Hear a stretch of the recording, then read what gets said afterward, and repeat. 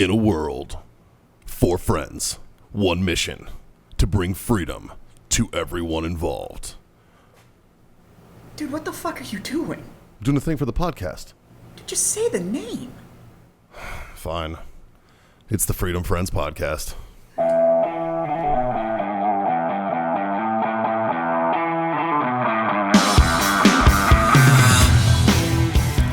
What is up, Freedom Friends? Welcome once again to the Freedom Friend Podcast. How the fuck are you guys? Oh, yeah. Big news, big week. Big news, big it's been week. a great week. Before we get too hard into this, guys, I want to share a little story about what happened this week. Oh, something happened. And it comes complete with video footage. Dang. So our own Jazz over here decided last minute to be like, you know what, damn the man, I'm gonna get hitched this week, as you guys know, because all of us were there. And so a quick little meeting at the Alamo. And I will say thank you to all of you beautiful Freedom Friends that decided to come. There's Absolutely, nothing man. better than attending an Alamo wedding. Yeah. Right? Now, not only do I have to remember the Alamo, I also have to remember Jazz's wedding. That's right. Remember what happened at the Alamo. Texas shit, dude. Bro, That's do you pretty know what awesome. happened at the Alamo? Yeah, my Yeah, boy Jazz got Jazz got married. So Sunday night, though, as you guys know, I'm from New England. As are Yeah. you. You know, Yeah. I'm a Patriots fan. I'm watching the Patriots game at a bar. Jazz calls me up and he's like, "What are you doing?" And I'm like, "I'm at this bar." And he's like, "I'm coming." I'm Oh, like, "Fucking shit. A, bring it on, man." Yeah. So he shows up. Him and his at the time wife to be show up, and we're sitting there having some drinks and hanging out and everything. Justin shows up. We're hanging out and everything. And as the night progresses, this is the end state. This is the video of it. How late were you guys there? According to Caitlin, I got home around 1 a.m. No, because I had that paper due it at midnight. Yeah, I didn't say the- what time you left the bar. I said what time I got home. As far as when I left the bar, I have no fucking idea. You left the bar before me. What day was this? What the hell did that Sunday. Uber driver do? I don't know. It was Caitlin. Caitlin drove home. Why Yeah. in the fuck did you guys not call us? Sorry, buddy. It was all very last minute. Well, we're very last minute people. Apparently, you guys can see the video, and then I will explain how we even got to Yeah. this. John, So, maybe we didn't even want an invite. Yeah, maybe I didn't want to go. Here's It the, was just elusive video. Let's. Whenever you want to go watch Patriots game, though. I mean, yeah. You know what I mean? So, here's the video. Check it out. I hope you enjoy it. I just want to say, get yours. Smoke on, drink on, forever freedom. Alright, watch your step because your shoes are flash. What up? I got white shoes on. This is for him for tomorrow. You hold that. This shade. Let's trade. Can't be working with Help mud. him down the step, please. Hey, you got him? I got him. We're good. We all right. Are you in the mini? You touching my dick. My shoulder is. Where are we? He's over there. Oh, the mini's over here. Oh, it's hidden. Yeah. What up? Hi, everybody. Hey, brother. This is going on the podcast for sure. Oh, hi, everybody. Oh, you're not driving. We're gonna go to this side. We're gonna go to this side. Talk about tomorrow. Yeah. Thanks, bud. Hangover. And a zing. Have a seat, pal. See you tomorrow. Love you, buddy. Love you, buddy. Guys, say goodnight to all the Freedom Friends. Hey. This is y'all what out freedom there. is. This is what freedom. freedom is This right freedom. here. Getting And hammered, you know what? getting carried. That's how it's done. That's how it's done. That's freedom. I'm gonna tell you. Yeah. I hope everybody enjoyed their weekend. Has freedom. I'm getting fondled. It's down here, man. See y'all tomorrow. All right, guys. Have fun Bye, getting him up Mikey. 3 flights of stairs to the apartment. That'll be fun. I know, right? Smoke on, drink on, freedom on. There's your Gatorade. Love y'all. And he's Good night. So, if a dictionary were a video, There it is. the word for this video would be shit show. Yeah. Oh, yeah. Shit show. Shit show. Shit show. Nothing acceptable. What was Good, going good on you. What were you drinking? Yes. And how Okay. much of it did you drink? Well, yeah. Okay. This is important because this is really the catalyst Yeah. of the entire Let's problem. just go ahead, since the video has now been made public. Wait, let me guess. Let's guess. Let's guess. Oh, you're gonna be wrong. What did he But knock drink? yourself out. I bet there was a little bit of Jägermeister involved. Nope. I'm going to vodka Red Bull. Nope. No. Wow. No. Some whiskey. There was some whiskey. There's some whiskeys. All right, let me frame the let me build the timeline of bad decisions for you that were going on that fucking night. I'm drinking Miller Lite at the bar without him in the beginning of this. Yeah, and Mikey might have to fill in part of the middle part of this timeline here because I lost track of what I seriously that part of the video where he's carrying me. Yeah. I have absolutely no memory of that whatsoever.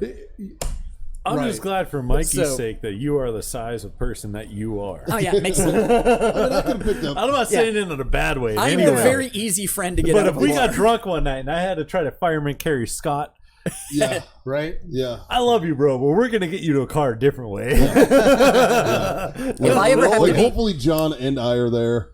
well, let's just never hope Just we to end make up it in a a little situation where easier. those roles are reversed. Yeah, dude. Like, No, what if I'm hammered and I'm Now, like, Jazz, I in- need you to carry me? in You're like, Scott's- fuck you. In Scott's defense, there hasn't been a single night in the history of the world that I've had to carry Scott anywhere. He's always made it there. That's a true statement. I don't think I might not had to be remember it carried. all. I think Mikey just saw it as the most expedient way to get me out of the situation. Well, was probably so it. Because, okay. there was a big drop there, and that guy was Yeah. like, come on. And I don't know who that fucking guy was. No, Never seen him before in my life. And I was like, I got him. So speaking of field Yeah. expedient ways, right? So John's birthday, right? I should have carried John. However, Which I one? Your last birthday. Yeah. Yeah. Which we've talked about on this podcast. Right. Yeah. Yeah. When you're But trying to fight from, dudes. from the Fight time MMA fighters. Oh, that dude's ears were so cauliflowered. He would have killed me. from the time that you decided I'm going to leave to the time I helped you into your Oh, it's car. probably a solid 35 minutes. It was a solid 35 minutes. That's awesome. Carrying you would have been much faster. So I In understand my- the decision there. It is Yeah. And my DD was drunk. yeah. Yeah. So Mikey, Yeah. Mikey stepped in like a real friend, and there was some stranger trying to help out Caitlin.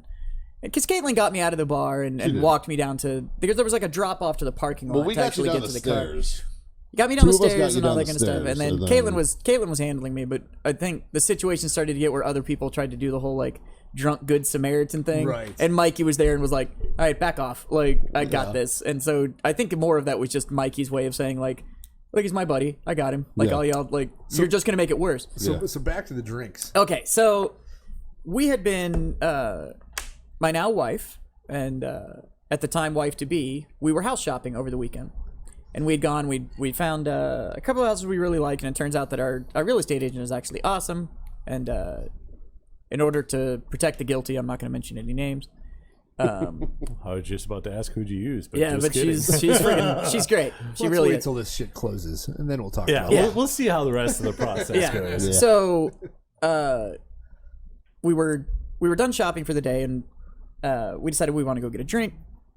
But it's Sunday, so the real estate agent and the wife said, "Well, why don't we go get some wine or whatever?" The real estate agent actually in the new town we're moving into said, "Hey, over on Main, just north of this, there's this really cool bar. It's a great wine bar on Main Street." I actually called Mikey. Mikey vouched for it and was like, "Yeah, it's actually a pretty cool place. You should My check it wife out." actually works there. Yeah, his wife works there and stuff like that. So, Yeah. so we went. It's like, yeah. And it turned out the three of us all wanted to drink the same wine, so we were like, well, there's no point in buying 3 glasses of the wine. There's only 4 glasses in the bottle. Like, we'll just buy the bottle. And then fight over the last glass. So, well, no, because then it turned into it was time for the last glass, and everybody wanted more, so we just bought another bottle. Right. That's how they get you. Yeah, so now we're That's 2 the- bottles in. It's the beauty of wine bars. Yeah, we're 2 bottles in, and then the real estate agent goes like, hey, there's another bar, like, no, the wine bar we were was closing. Yeah. They're like, hey, we're closing, so we were like, that's fine. 2 doors down is another bar, like a real bar. Yeah, right. 2 or 3? You know which one we're talking about. Yeah. 2 or Across the 3 street, doors yeah. down, like That's across how the we're- street. Like, Yeah. yeah, I think you guys know exactly what I'm talking about. So, Old man. Yeah. so we I was just literally, trying to get him to say 3 doors down. Sorry. oh yeah. No. So, only if you'll be my Superman. So, Love me when I'm here. Love me when I'm gone. oh my God. So we get onto the other bar, That video was a tearjerker, man. and the real estate agent, I was on the phone, so I'd stepped outside in the back to be on the phone, and all of a sudden, Caitlin comes up to me and hands me a cocktail and says, hey, the real estate agent bought this for you as like because she knew we were getting married the next day. And said, congratulations, wanted to buy you a drink, blah, blah, blah. So she bought me a bourbon and ginger ale from this bar. Well, that's a good start. And the bar, it's a This is good after sized 2 bottles of cocktail. wine. Like the bar is cup's like this big or We whatever. shared the 2 bottles, so it's a Yeah, it doesn't Yeah, count. so I was like 2 glasses of wine in at this The wine- point. if you have to share the bottle of wine doesn't count. It doesn't count. right. Yeah. So it's Mediterranean time, man. Yeah. And The Mediterranean time. so she does me the cocktail. So we hang out long enough for me to finish the cocktail. We're done. She's gone. We're at this bar. We don't know anybody. So I was like, fuck it. I know Mikey lives up in this area. Let's call Mikey and see what Yeah, Mikey's because I doing. literally live a block. Like, my buddy Matt and we used to ride our bikes to that bar, like bicycles. Just Yeah. go get on bike night. We would ride our bicycles. Just So- smart Oh, asses. biker! Yeah. Good pull. So I call Mikey and he's like, oh, I'm at this bar. And I was like, Pat's game, man. fuck it. That's on the way home. I'm on my way. Because I was literally going to have to drive right by it to get back to where we live now. So we head down there, walk in. I started ordering drinks there, and I started with whiskey. You got there, and we got you a Jameson and ginger. Yeah, I started with JMO, and then I think I had another one behind that. Yep. And then I vaguely remember ordering shots for people that had actually ordered beer. I ordered a beer, and you brought me a shot. Yeah.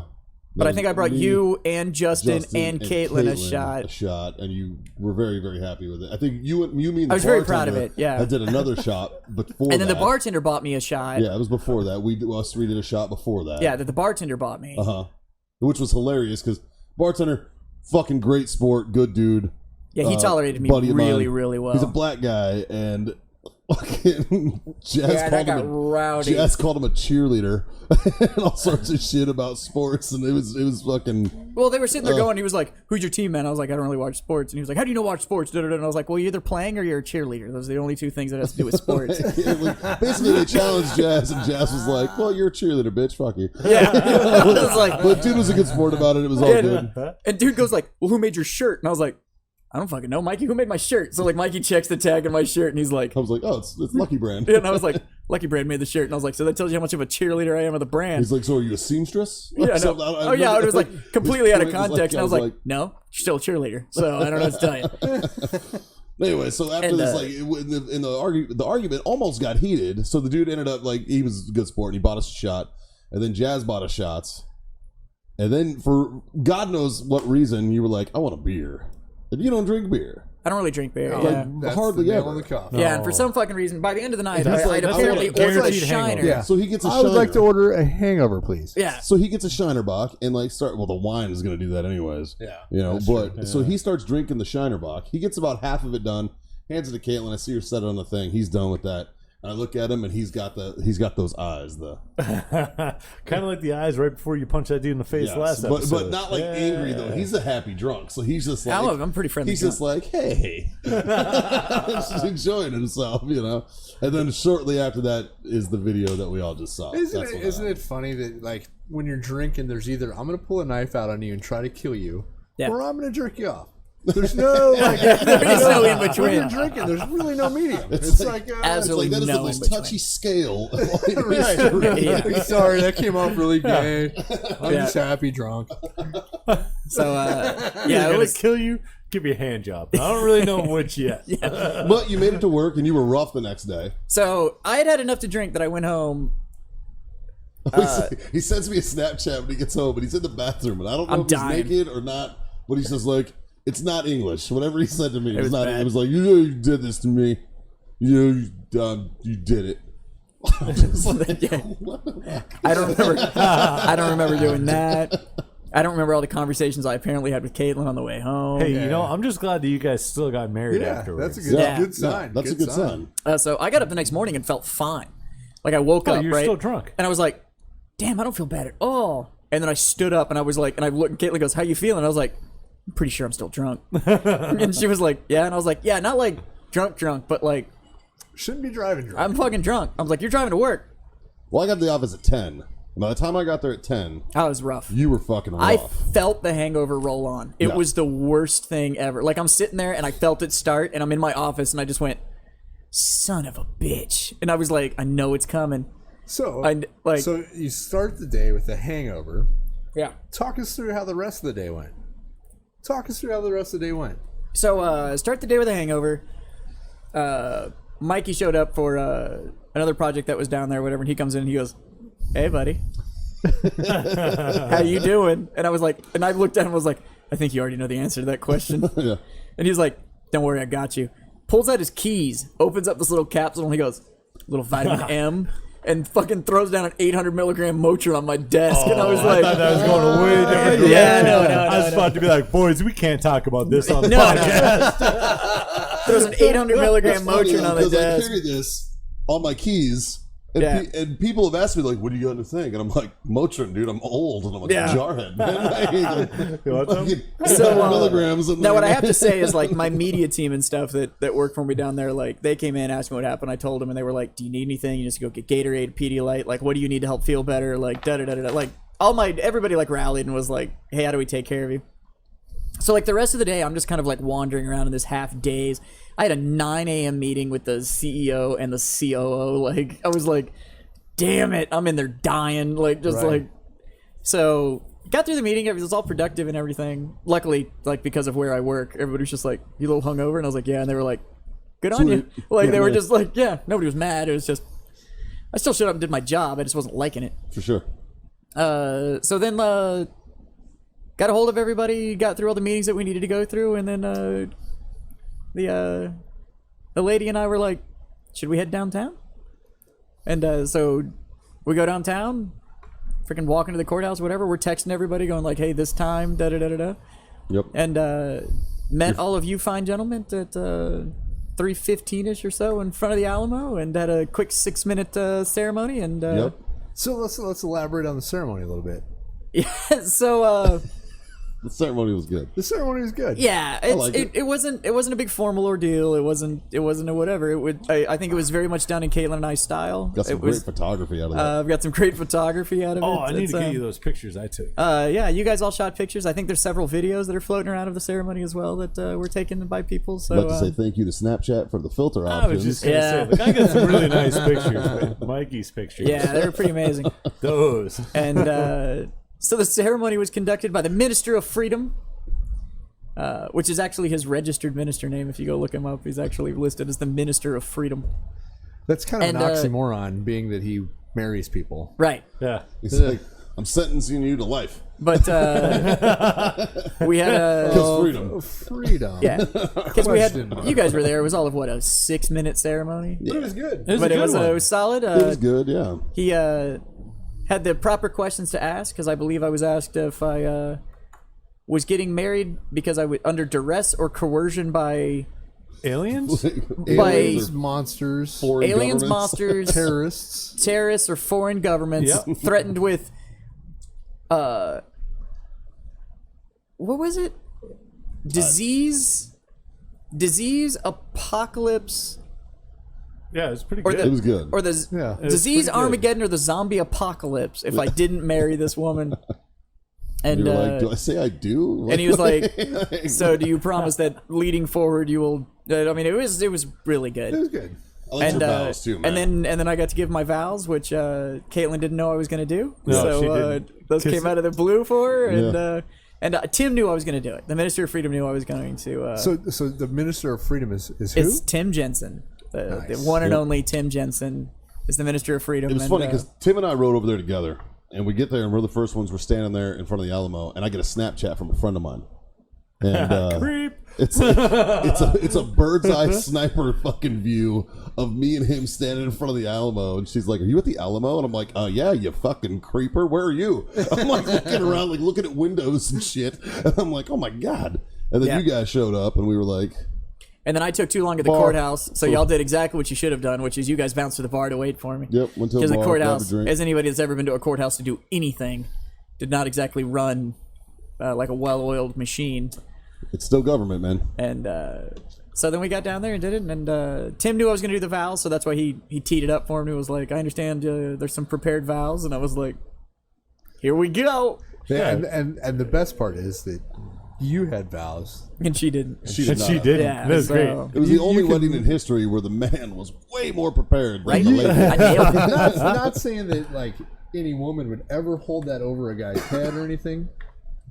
But you But were oh yeah, off the hook, I my delivered. friend. Wait, Yeah. Yep. wait. Are you trying to tell me that if a guy and a girl get married, and the girl has vows and the guy doesn't, That the woman would say something later? even if they previously talked and said, you know what, we're not going to do vows. If the girl said her vows and the guy didn't have anything planned, you can't tell me that for the rest of that dude's life he's fucked. No, you're absolutely pretty sure that would be exactly how that went down. Yeah, I think his point is, I have built in a trump card legally. Yeah. Like it is essentially a. Yeah, I want to know how many times you can play said card. I don't So know. you Because gotta- it essentially boils down to like, You better sure, save that one for a good let's one, my talk about friend. the value of the Yeah, make relationship, sure you don't considering waste I it. decided Don't to waste actually it. write vows and you didn't. Yeah, don't waste it. Yeah. Either that, or I either think that, you have two options. No, either that, or you could play that bitch every single time for every day. little thing. Every day. Because that's what most. It's gonna women would lose do. its fire after a while, though. No. It only loses its fire if you lose your No, fire. because the first wedding, True. the first wedding Honey, deal that your I'm going to alarm's going capitalize off. on. Yeah, you remember those vows I said to you? Yeah. The first But- wedding card I'm no. playing, and I Sit believe down. On that same note, though, his vows were a number of promises. they were. Let's say he doesn't want. One day he comes home from work, he's really tired and all this, and then she's like, "Hey, do this." He's like, "No, I'm tired." And she's like, "You fucking promised in your vows." And it's like, oh shit. Yeah. Okay, but what were the promises? Well, I would write it out. touches, I would right? I would I don't write care it. how tired I am, I'm still going to touch butt. Yeah, Right, that's true. I would write him out and hang him up, so that She- nothing can be okay, added. so Because with my memory, my wife would like sneak. Remember when you vowed this? And she'd sneak one in. And I I'd be like, shit you not. Really? God You damn it, vowed I'm to buy sorry. me a It's new funny you ring say every that, 10 'cause years. he- Like, wait. Yeah, I told him Caitlin 'cause literally asked me to I do have it. it on video, and he's like, "I'm gonna need that video because we need to get the vows because we're gonna put them." She literally like, said she calligraphy. wanted to like get like a calligraphy printout of my vows so she can frame them and hang them up in the house. which is pretty Perfect. adorable. That way, Pretty you, adorable. And considering that you guys heard the vows, they're like it's a so- pretty interesting thing to put on the wall. that way there won't be like a little arrow. Yeah, with there an is no- insert here yeah, and there a- is no and an addendum. added. Yeah. Amendment 1. I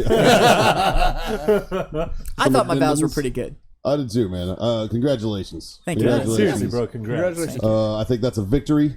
That is a victory. And speaking of victory, Yeah, I think it's time for me to swap out now that I've told the story. I think it's time for me to cut that bad boy. So Tell there's, us what we there's- got. so tonight we're smoking the Warfighter Victory, which is our Montefina wrapper. It's a cigar that likes to change flavor as you smoke it. About 2 to 3 times. 2 or 3 times. Got a little different flavor. Depending on how complex your palate is. Yeah. tastes like a cigar to me. It's a great cigar. Like I'm enjoying it a lot. I remember when I first started smoking, and it was like, I knew the difference between a good cigar and a shitty cigar. Yeah. But when people are like, "Oh, you taste like the sandalwood and leather and subtle hints of You're like, what the nutmeg," fuck? and I'm like, "Bro, what the fuck are you smoking?" But now, I like, think mine's broken. There's a bit of a train up period for your palate to learn it what you takes It's a while. yeah. I will tell you, in like the last 9 weeks since we've been doing the podcast, 'cause it's been 9 it's weeks? been 9 weeks, shit. boys. Yeah, this is like episode 9, I think. Like in the last 9 weeks, my knowledge of cigars has quadrupled, just in like etiquette and proper care and things like that. Like just from listening to you guys and kind of like soaking it in. It's a real interesting life. It's an interesting world that I wasn't. I've always enjoyed a good cigar. I just never knew enough about it to fucking really make an opinion. And I think now, my favorite thing about cigar culture in general is that cigars tend to act as the great equalizer. yeah. So you can sit in a cigar lounge with dudes that are 80 or 18 or, worth millions or are freaking make $12 an hour. Like, it doesn't really matter. The fact that you can all sit there and agree that, like, enjoying that good cigar for an hour and kind of taking a break just kind of, it erases all of that division. And it's does. kind of great. The cool part about like being a cigar brand owner and like knowing a little bit about cigars is I like going into the cigar shops, right? And you'll see the guy that makes $9 an hour and he'll be smoking a cigar and I'll think like, oh, that's a fucking great cigar. Then you'll see the guy that's worth millions of dollars and he'll be smoking an absolute shit cigar. fucking rocking a Swiss Sweet. Yeah. And you can just I just kind of sit back and chuckle like, yeah, Guy's got what is it, the white, like a grape flavored white owl. So most humidors aren't going to have that. But I mean, you'd be surprised, man. You'll find some of those guys that are in there and they're smoking the short filler stuff or whatever, and they're worth millions. And then you'll have the dude that's like, yeah, I make $9 an hour, but on Fridays I come in here and I drop the $15 on this stick because this is my. Or he drops $8 on a stick, but he knows it's a fucking right. killer. He knows exactly what to buy. He knows exactly what it is. And but I feel like people are sometimes like that, are stuck in their ways. yeah, sometimes. Yeah, they get. But for the most part, I have found that you'll still see conversations going between that dude that's, he's reading all the articles and he's done his research and he knows what he likes. He's got his little band book where he's making his notes and he's tracking everything. And then that dude that's still just, rocking his $4 short filler cigar or his mixed filler cigar. And you'll still see it sitting there having a conversation about whatever's on TV or whatever. And it stays pretty civil. Like, it's still I get asked all the time, like, hey, Scott, what's your favorite cigar? And my answer is always the one I haven't had yet. Yeah. Like, I like to try everything new. Like, if I go into a cigar place, rarely do I pick one that I've had before. No. Like, I like to pick. Well, I know what that one tastes like. And I'll remember the absolutely shitty ones, and I'll remember the absolutely good ones. Yeah. And all the ones in the middle just kind of like, whatever. Really a top 5 and a bottom 5. Do you guys have like humidors at home? Like a home stash? So the humidor that I have in my office is I have the same thing at home. Okay. So I've actually seen inside, I think, both of their personal stash humidors, at least the ones that they have here at the office, and it's it's some of the days I miss from the cigar industry because there's some shit in those boxes that you're just like personal stuff home. Yeah. I don't have a stand-up one yet, but soon I will. Well, because I go to Jazz's house for breakfast a couple weeks ago, and I've got a bit of a humidor. This fucker's got a closet. It's a closet. It's like I'm thinking about turning my third bedroom into just the whole room into a humidor. It's an armoire of fucking cigars, and he's just like, I've got a few in my collection. Then he's like, oh, I also got that humidor over there. There's another one over here, and I was just like, man, I've got a few. Got a lot of fucking cigars. Like it's awesome, Like I don't have a stand-up one. Like I don't have a big one yet. Yeah. So I just have a whole bunch of little ones all over the place. I had a full wood stand-up one that was like 5 feet tall, 4 feet wide, like 2.5 feet deep, and it was all wood, and it was pretty, but the footprint was ridiculous. Like for me to get it anywhere. So my new one is like 7 feet tall, like 3 feet wide, and it's like a foot deep. Yeah, mine's not. But it's all glass on the front, and I love the all glass. No, mine I have to plug in. Yeah, so but if you put it in like a big trailer and plug it in and travel with it traveled from Nebraska to Texas, so it's. But then I do have a desktop one that I very rarely open. I open it to check the humidity, and that's it. And other than that, it's like the shit that's in there is like those are milestone cigars. Those are yeah. So I got a handful of cigars like that where it's like the really cool cigars that someday I might smoke, but if I don't, they're like one I have an LFD and it's a baseball bat. And every World Series they release it, and it looks like exactly like a baseball bat. Yeah. It's cool as fuck. LFD releases the football edition one too for the Super Bowl. I don't know if I'll smoke it or not. I want to, but I'll probably smoke it when I am able to buy another one. Yeah, right. And just keep that one. In my it's like collection. I know people that have the whole Sopranos ones too that CAO put out. Yeah, and it's all the different. They did like a champagne bottle and a baseball bat. Right. And the CAO, you got a CAO, but it came in a box that looked like the trunk of a Cadillac. I got a couple cigars that I was gifted. Like one's a Blackwater cigar. It's kind of cool. Yeah. I'll probably never smoke it. Yeah, I've got a couple that I got to roll with Lito Gomez from LFD, like in the DR, and I got to this is what I was thinking, and da da da da da da. See, all of those I smoke, and he only made like 150 of them. Oh yeah, and I smoked a lot of them, but I'm down to I have like 5 left. Yeah. And I'm like, and it's not even so much at this point they've probably hit that age. Like maybe your wedding, your actual. No, wedding it's day. not even that. They've probably hit the age, to be honest with you. So in my opinion, and I'm sure I'm going to catch a lot of shit about this, but in my opinion, you can only age a cigar for so long. Oh yeah, then it starts before there's just nothing left. Yeah. They just age product. out. Yeah, they just age out. Those have gotten to the age where I would be willing to bet that all that fire and heat and fucking power and everything that was in that cigar, it's all gone, and that's what made it so unique as a cigar. For me now, I hold on to them because of they're a touchstone for a memory. It's just I know exactly where I was, what I was doing, who I was with, and everything when those cigars were made. The next thing I want to talk about is your hoarding. You're a hoarder. Another cigar I have is like the Karl Malone cigar, right? And I had one handed to me by Karl Malone. That's cool. And so that one he gave me is in my humidor, and I've had a couple others that I've bought. He didn't mail it to you? No, like at the IPCPR. I see what you did man. there. We're here all week, folks. Yeah. Boom. Try the veal, tippy waitress. Damn. And then, there's a couple cigars that they mean something, and like there's a couple that are set aside for a certain time when we're gonna smoke them, and Yeah. then But it's like right now, man. I did not have a celebratory cigar after the wedding and stuff like that because I knew I was coming here. And, that day I brought Didn't them. you guys have to go back to work? we also did go back to work Because after we we got married. brought cigars. Yeah, And But we saw that it but was I also more of a knew. work day. Well, you than- know, well, the original plan was we were literally supposed to record the podcast that night, and then I got informed I had to go view this house. Yeah. right. So now I'm here, but then like, we were going to do it, and then we didn't have a production team. and then the production, so availability Skater got. McSkadies over here. So there was a lot of issues. So But then but to be totally honest, so for me, yes. Are there more expensive cigars than what we're smoking right now? Sure. But to me, this victory cigar with you guys, this is perfect. Like this is exactly the cigar I want to be smoking in celebration of that whole thing. And speaking of price, right? There might be more expensive ones, but the price of the Victory cigar has It's right for the quality. has a significant meaning. That's true too. It's $17.76. yeah. Oh, that's awesome. I didn't know that. It is. So that's 1776. is the price for Price of freedom. victory. Oh, I love it. That's awesome. Yeah. Yeah. So, I see what you did there. I like it. and so since we couldn't do the podcast on Monday and we had to do it today is September 11th. It is. Yeah. And so it's been an interesting day for me.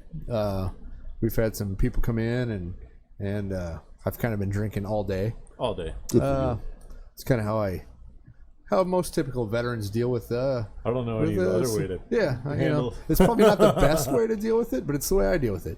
So maybe we should go around the table and acknowledge September 11th and like, hey, Where were you? what were you guys doing? So Where were you and what were you doing on September 11th? I'm going to refill while you guys start that one. yeah, see, it needs a refill. Yeah, it's refill time. Yeah. Well, even at work all day was just weird, right? Because like 50% of the building Yeah. is service members and stuff. and it's so a it was, weird day for businesses too. Yeah. What do you Because do? it's like, like today, for instance, today's a Wednesday, but like, you don't want to push sales. You don't want to run No, you can't capitalize. an on ad it. or You sale or email blast. You don't want to do any of that. Like, so what do you do at work? It was a lot of. You drink whiskey. Yeah. Well, I mean, unfortunately, we have a lot of structure, but and about half the We buildings. got a lot of structure too. Look But- at this place. yeah. This is built great. About half the building though we're veterans, and we do an annual reading of all the names and stuff. Right. And but I mean, it's a tough day. Like it's just a tough. So day what in were you doing that day? Actually, I mean, and like most people that are either my age or a little older and stuff like that, we don't miss. The day is incredibly vivid. So it was my senior year, and it was I was in my econ law class. My teacher walked in. Class had just started. He wasn't there. So were everybody was kind of like, "What's Pittsburgh going?" at the time. I was in Pittsburgh, Pennsylvania at the time. I was actually I was outside of Pittsburgh, east of Pittsburgh, and it was 47 miles from where the flight went down in Pennsylvania. Yeah. I was in my econ law class, and class had just started, and he walked in, and he was like, "Hey, everybody, just leave your stuff where it is. We're gonna go next door." Because in my high school, like every other classroom had a built-in television. Right. So we went next door, and the first plane had already hit. And we're sitting there, and the news is trying to report what's going on, but at that point, it's all speculation. It was only the first plane, so everybody was, oh my God, what happened? This had just been a pilot error. Like, they're trying to look at, like, flight paths on what it would have. Right. Maybe it was trying to get here, but it didn't. And then sitting in that classroom. They all thought it was, because originally I think they all thought it was going to the Hudson. Like Yeah, they thought it was a flight error, and they were thought it was trying a to get to the Cessna Hudson. And, first, yeah, and- yeah. There's a lot of. Yeah. And then sitting in that classroom, the second plane hit, watching the whole thing. And at the time, I was a delayed entry for the U.S. Army already. So I had like a military ID card on me, and I'd been reporting to drill, like the whole 9 yards. And there was another guy in my class that was also a delayed entry guy. Right. So it hit, and at that point, like everything started turning into like, okay, now this is deliberate, like da da da da da da da da. And So me and that guy, we like literally looked at each other and we went up to our teacher and like pulled out our ID cards and everything. We were like, we think we need to go call like our units and see what's going on and da da da da da. Because even if it was like a domestic assistance thing or whatever it was going to be, but my dad was also in. Like my dad was in, my aunt was in, my grandfather was still serving. Like it was like everybody in my family Your grandpa was still serving. Yeah. Holy fuck! Yeah, man. we had 3 generations in the military at one point, all at the same time. Wow, that's crazy. Both my grandfathers were retired 31-year colonels, so I was 5th generation by the time I went in. Like, Wait, it's so a family business. They were both colonels, you said, right? Yeah, well, one was already deceased at that point. Well, why did you two fuckers go enlisted? Somebody had to do the work. Well, yeah, you should have put somebody else in that position. And so we made the phone call, and then literally as soon as I got off the phone with my unit, I hear my name over the speaker, and I'm already like standing in the office, and heard my name over the loudspeaker saying that I needed to report to the office to take a phone call. So I go and answer it, and it's my dad. And we were living in Pittsburgh because he had gotten stationed teaching ROTC at the University of Pittsburgh. And so he called and he said, hey, you've been dismissed from school. Like, I'm calling you out, da-da-da-da-da. I need you to stop and get your brother. Because there's a 13-year gap between me and my little brother. So I left, went and picked up my little brother from daycare and went home. I talked to my unit and they were like, look, you're you're delayed entry, da-da-da-da-da, but have your stuff sitting by, because if there's anything domestically that we need to do or whatever, then we can still use the body, but obviously we're not going to like send you anywhere, whatever. And I was like, that's fine, just let me know what I have to do, da-da-da-da. And then I got home and immediately turned on the news and whatever. By the time I got home, Pennsylvania and the Pentagon had both happened. Right. Wow. And it happened about 47 miles. So then, like, of course, we immediately went into security mode, and it was just like everything got locked down. Nobody's going anywhere. Like, we touched base with every family member we could. Yeah. Secured everything, and then I mean, it was life changing. It was from that point on, and it was definitely a day that changed the lives of almost everybody. Yeah, in America. And I know it's a little bit different because you're pre 9/11, and then it happened. So when you were already in the uniform, and for me, the uniform hadn't gotten real yet, right? Because I was delayed entry, so it was just my. But like that moment, watching that second plane hit, all of a sudden, just how heavy that uniform was, became like absolute reality. And I was a 17-year-old kid in high school. Yeah. And I was playing Army on the weekends, and it was great. And then all of a sudden, it was like, yep, but now you're in the Army in a country at war. So changed the game, man. Yeah, it changed it. So so I mean, I'd love to hear where y'all were, because I mean, you are my friends, but we do have enough of that age gap to where it was. You were a little bit older when it all happened. Scott and I's story kind of ties together a little bit because we were in the service together. I was in Camp Pendleton. I was a corporal. I was checking out my pistol at the armory. Because 04 in California, 07 in New York. Right. And so I'm at the armory playing an hour and a half before I need to catch the ride, because that's where they told me to be. So I'm at the pistol, getting my pistol out of the armory that day, and it was my first pistol range.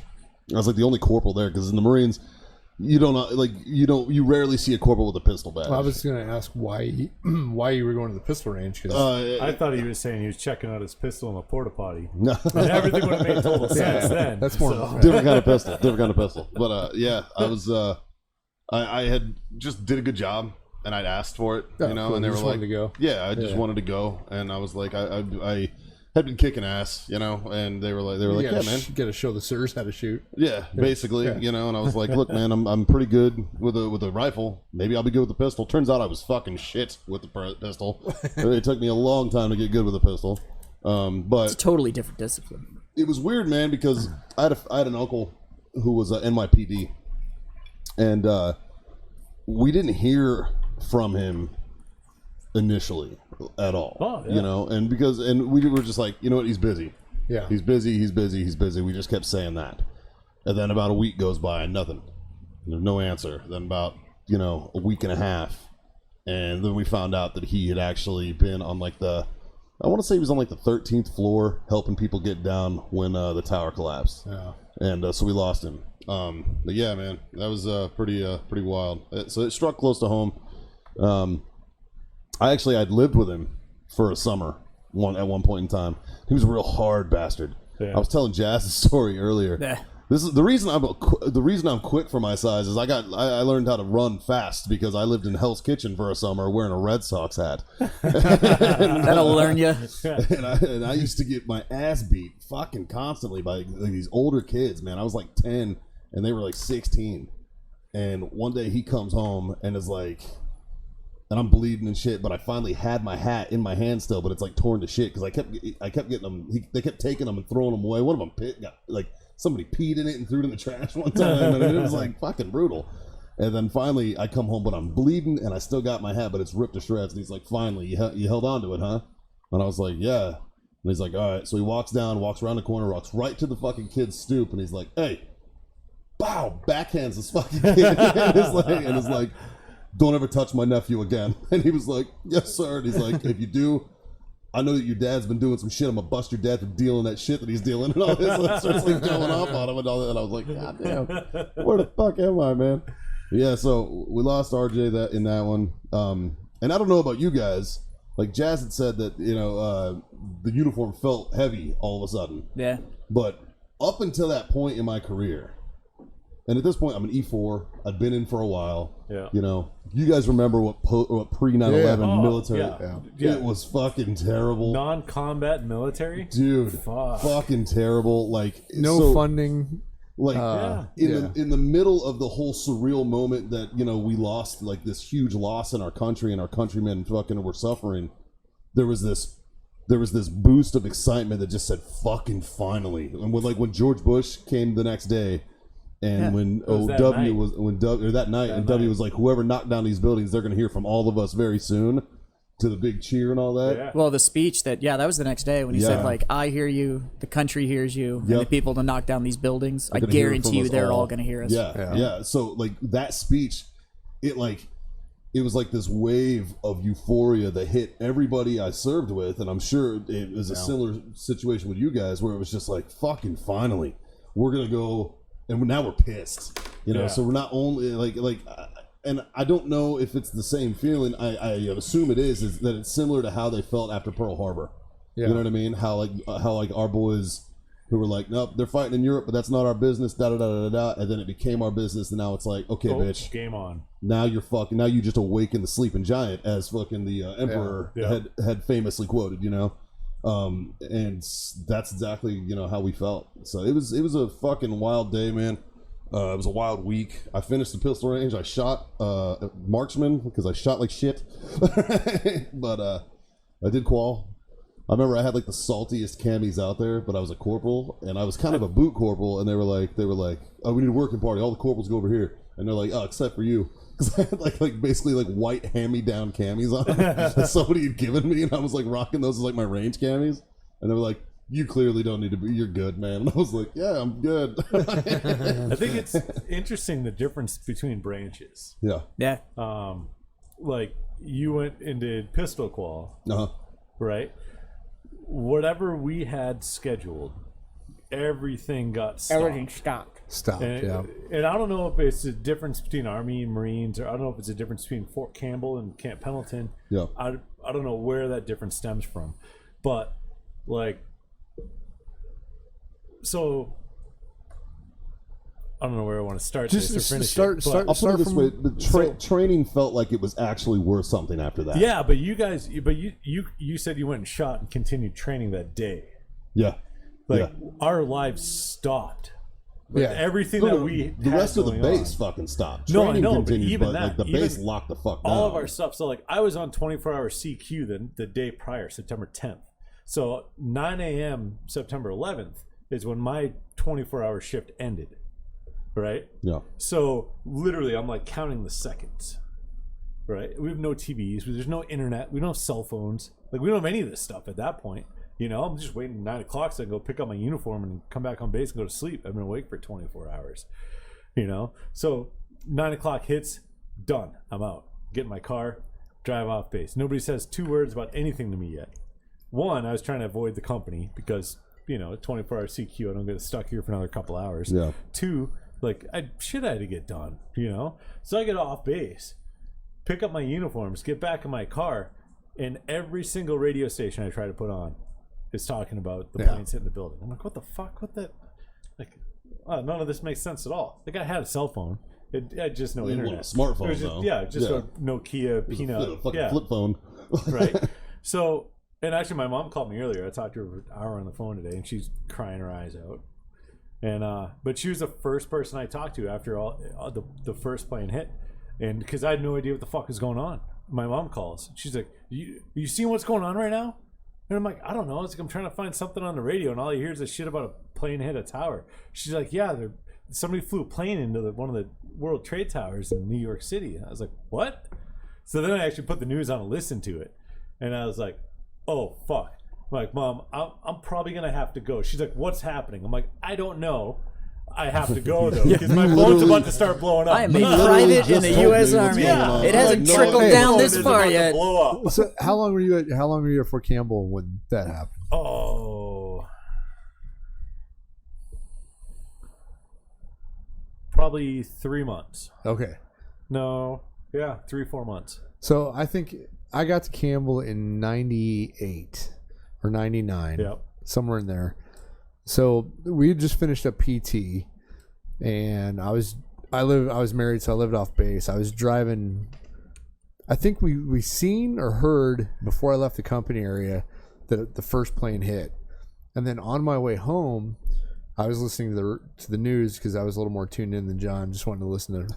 Well, after music. that, I was listening to the news. And John I just wanted to realized listen to what his was going on. Tupac. I just wanted to go to sleep. I was just up for 20-something hours, you know? So The new Eminem was out, and John wanted to hear it. Nickelback, sir. Wasn't that was still in Limp Bizkit's heyday? Wasn't it? Actually, it probably was Olympics. Anyways, So- continue. So I'm driving home and I'm listening, and I get home about this, and I walk in the house, and my wife's got the TV on, and I think we watched the second plane hit.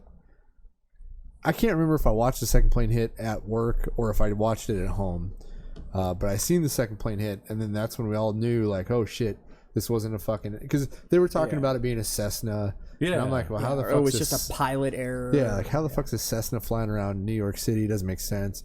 And then we watched the second plane hit, and like, holy shit. And then before I had to go back to work, I get my uniform on and go back to work. And as I'm driving back on base, like, I'm miles from the base yet. Yeah. And traffic's stopped. Yeah, the base totally Yeah, locked down. so there's only. I was gonna say, how'd you get back on base? Well, man? you can only go into the main gate, and it took me hours to get back on base. And my phone's blowing up, like, where are you? And I'm like, I forgot one home. Yeah, it's like I'm trying to get back on in base line right now. trying to Sorry. get on base, you know. Finally get back on base, and our unit was tasked along with every other fucking unit. Well, we were also on DRF 1. Yeah, so we're the when that deploy. hit, DRF 1 was Fort Campbell ran on cycles. One cycle was a training cycle. The next cycle was like a recovery cycle, and then you get tasked out to do like division details and whatever. And then the DRF cycle was you could deploy anywhere in the world in 18 hours. Yeah. And It's cute. right.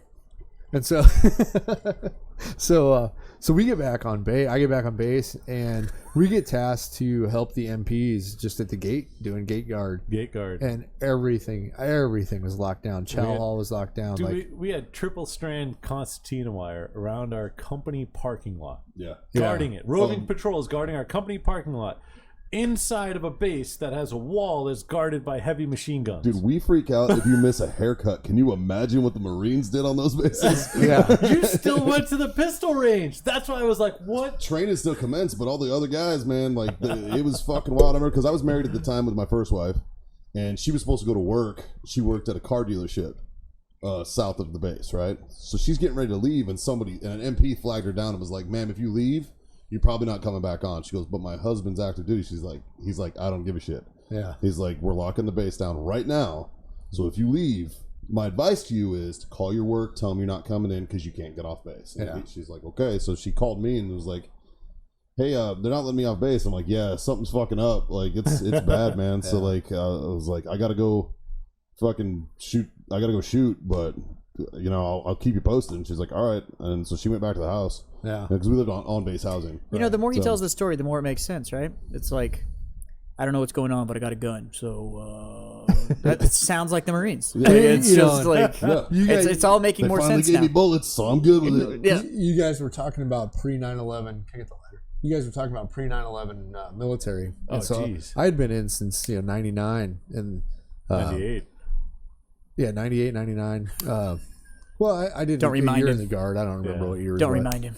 But we were going in the back 40 and we were doing drills like enter and clear a trench. Yeah. And we were entering and clearing a trench with Mm-hmm. yelling bang. We did that Like, we at didn't have- Campbell. Yeah, We this was talked at about it Campbell. before. Oh, I Like, thought you were talking about the what about guard. jam and shit? Yeah. Like No, like when I first got to Campbell, because like we even went JRTC before 9/11, Yeah. and this was pre-war budgets. And then like Then when the Eagle shit, man, did that thing shit Well, big? that All was of a like- sudden, we started getting like Right. army level stuff. We were like, Like, look at all this nice gear we're getting. They're like, yeah, the army didn't want it. So we were like, fucking hey, dude, it's because we got new stuff. this stuff's still awesome though. Like fuck I yeah. joined in 2000 and went through schools and then got to Campbell, and everything that I went through is all everything that oh, we don't have the budget. We don't have the budget. We can't do can't do that. We don't have the budget. Like when I first got to Campbell, even when we went to Fort Polk, they're like, oh well, oh, you guys don't even have blanks? No, for crawl, walk, run. We're tapping our miles gear to get him to Right? fucking That's it. Oh, just hit that and it'll shoot the guy next to you.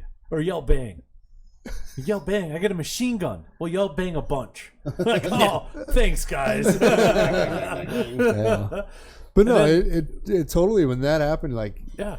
A month later, the next time we went to the range, we show up to the range and they're like, hey, we have, like, your company is here. You have 98 people at the range today, right? Here's 300,000 rounds. You can't leave until they're all spent. Fuck Yeah. with- Okay, Yeah. let's Yep. do this. See, that was my entire time in the service, though. It was like, it's range day, and it was like, hey, we have to have another range day because we have too much ammunition. Like, we have to burn it off. Before And it that, was you like, never had that. I remember when We like, never they had an started issue with leaving. when they started training individual units for like specific missions too. When it was like we all had to start going to like CQB training and stuff like that. And I think that's when Yeah, when everything CLS started, changed. right? yeah. Like I No, mean, that's how many before of then. you got burned on the Oh, back yeah. of your neck the first time you went through the like the shoot house training because like you were catching hot brass? 'cause Oh, you'd we been always did shooting shoot so house much, training. you know, like Yeah. We always did shoot house training. shit. yeah, they We always did been that on doing the that. regular. Yeah, we didn't get that. Yeah, I'll tell you, the until first until time- it was needed. We didn't do that. Well, first time there's I not got a lot of brass. beaches in the desert, man. yeah. The first time I got brass down the back of my my uniform was actually in Fort Polk. Yeah. Because we did a live fire exercise. Now, mind you, we were still on a budget, so we didn't have enough money to have blanks to do a dry run.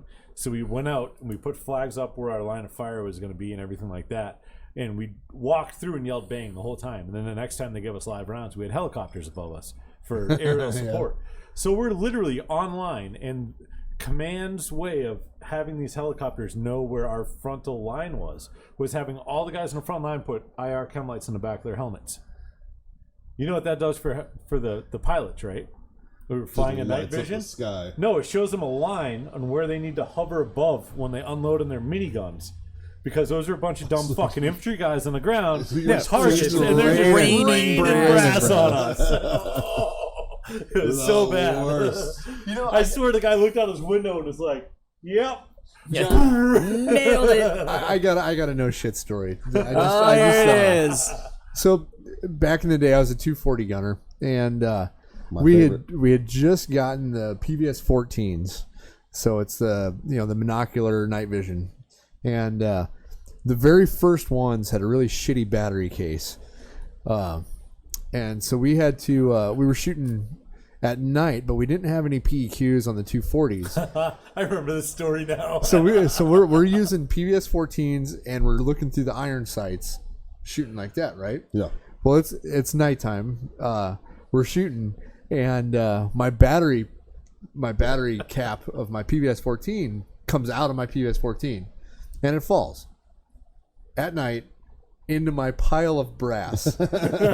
So I'm trying to find batteries. Like, oh, that's hot. That's hot. That's hot. Oh, here's a cold one. I'm trying to get my fucking PVS 14s back up.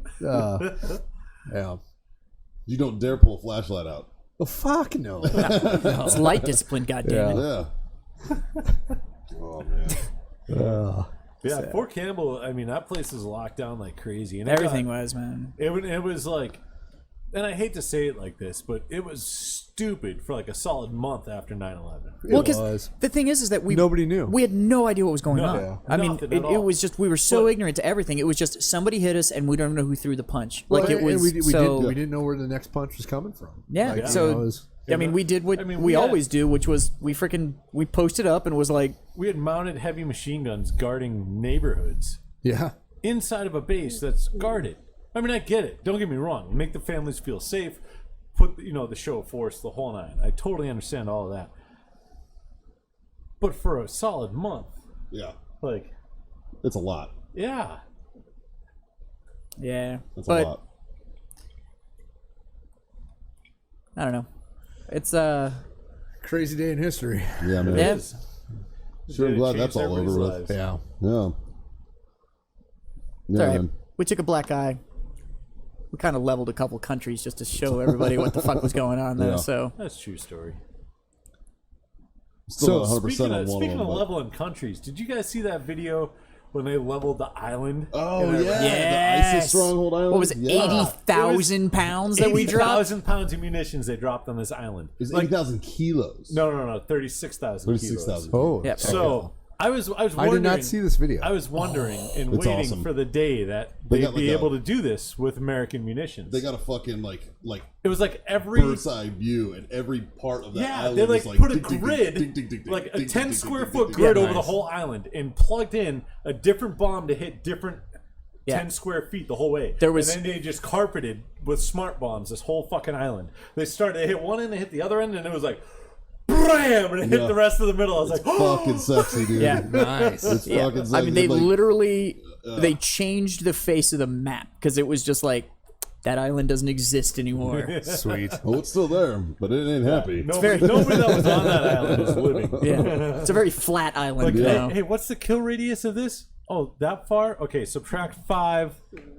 Okay, program all these munitions. I seen a really cool video this weekend of an Israeli missile defense system, which is Oh, like with it looks like the Sea Whiz. Yeah, it's a little Sea Whiz, yeah. on the fucking tracks. and this motherfucker put down some rounds, Dude, and it shot down what fucking 12. 10, 12 rockets, 10, 12 Yeah. rockets, yeah. But You it could see was it was awesome. You got to It was admire awesome. any automatic weapon that whose cycle rate is so fast that it's just one noise, Well, like where you can't hear the individual and the rounds. tracers It's just one was noise. one line. Yeah. Like there's yeah. Yeah.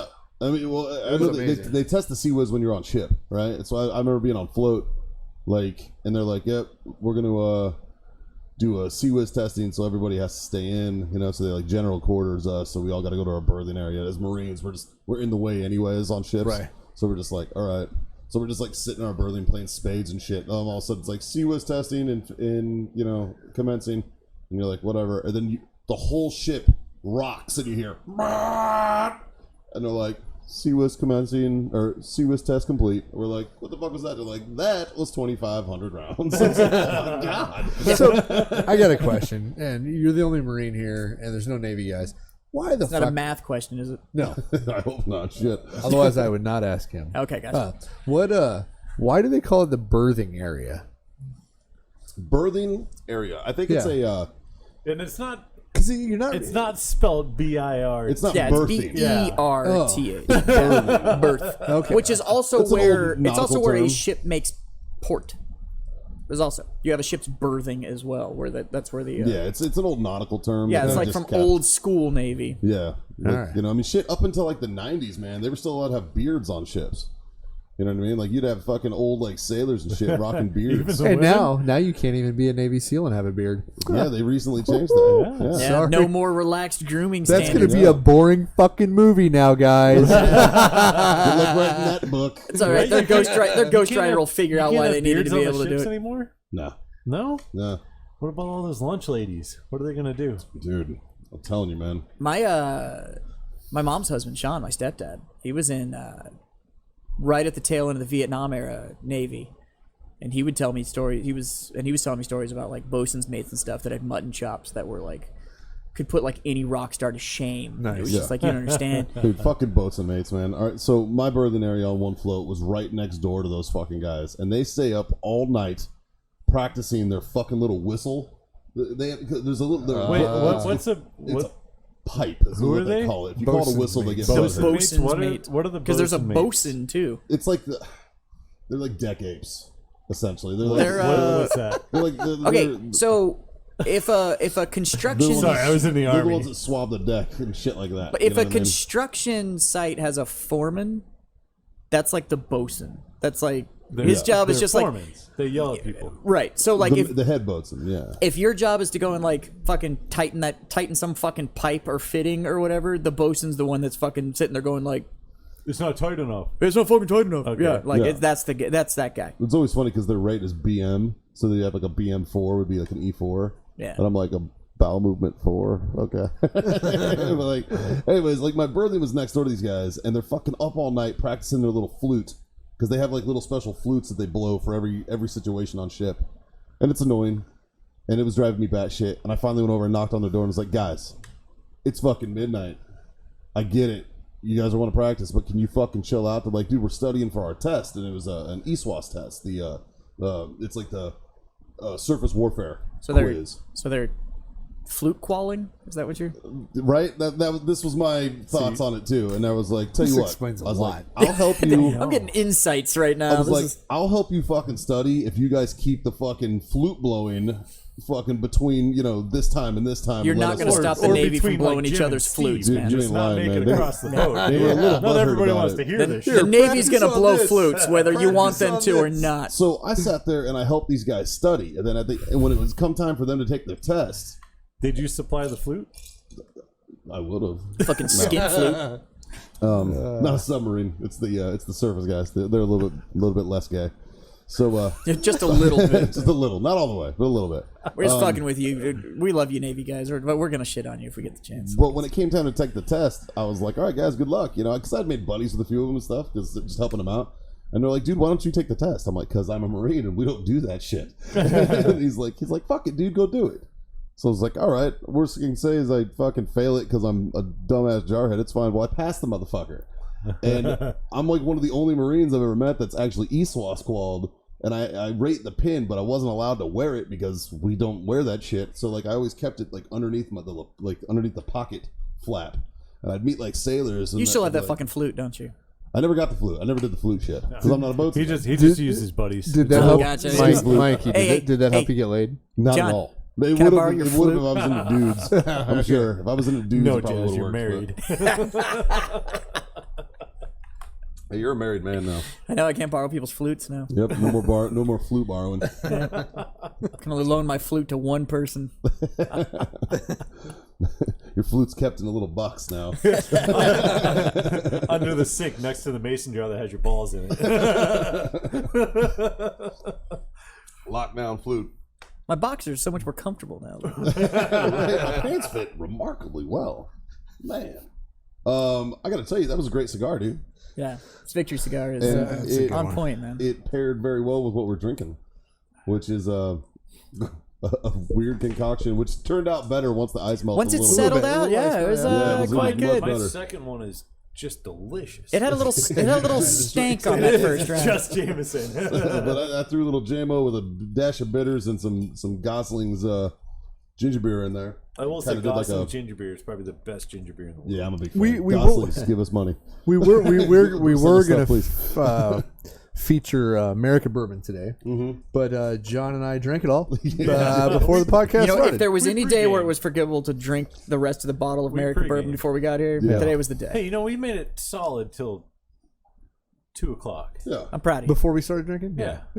I'm proud of didn't you. drink all of it, but there's a shot. In all or two fairness, left. you Hey, didn't. the night is not over, my friend. Yeah, that's and true. I will take some of that more, Yeah. Yeah. Do you want America? please. Please. He's such a nice drunk. Yeah. I'll take a little shot of ice, some H2O croutons. Come on, bartender. So yeah, it's been it's Wednesday, and so far it's been a pretty good week. thanks. So, but I think that was one of the, I don't know, most interesting, fun things to do as a bartender. My ice throwing abilities was Ice and coasters. Ice and coasters, I yeah. can whip a coaster. I could like probably a like champ, if they man. did like ice and coaster Olympics. I probably could have competed. I could place. When I was think at my could prime, I might yeah. be able to medal. Like I could get like a 15-foot ice shot, bam, right down a shirt. When I was And still it in- wasn't even like I needed a time or practice or anything. When I was still in the cigar industry, I could literally flick an ash and nail somebody dead in the chest. See, Yeah. my practice is off now. These are big. I don't like I got these. no, No, you got I nothing. got beard covering. You got nothing. Hold on. Let me see here.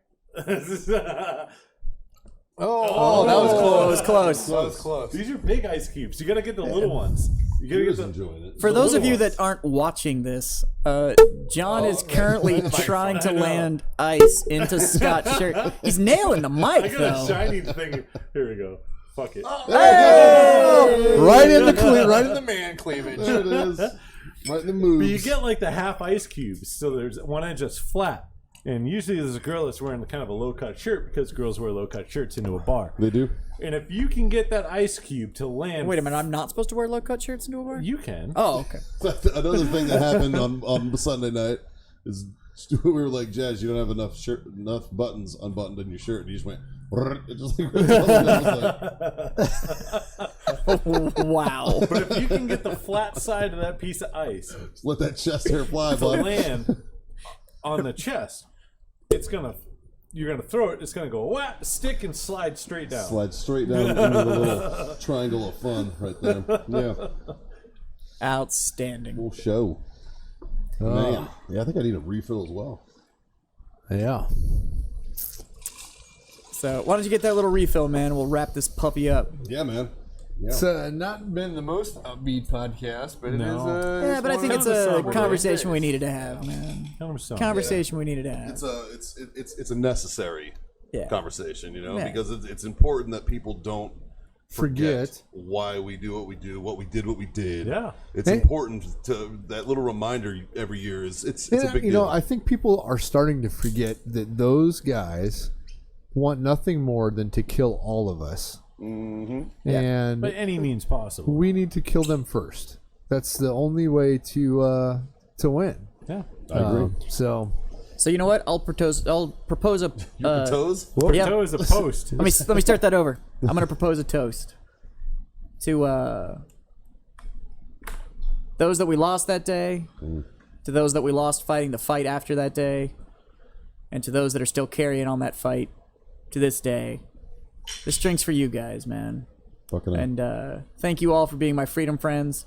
Thank you for going out there and defending this beautiful country and bringing freedom to everybody else, man. Love you guys. Cheers, boys. Cheers, boys. shoot the motherfuckers. Yeah, absolutely. Do we miss? Before we go, you guys want to do a quick little moment of silence for Yeah, all the fallen absolutely. from 9/11? Absolutely.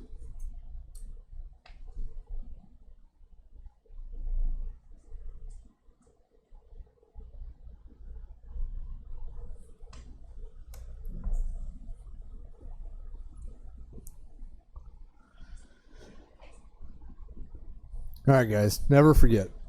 Never forget.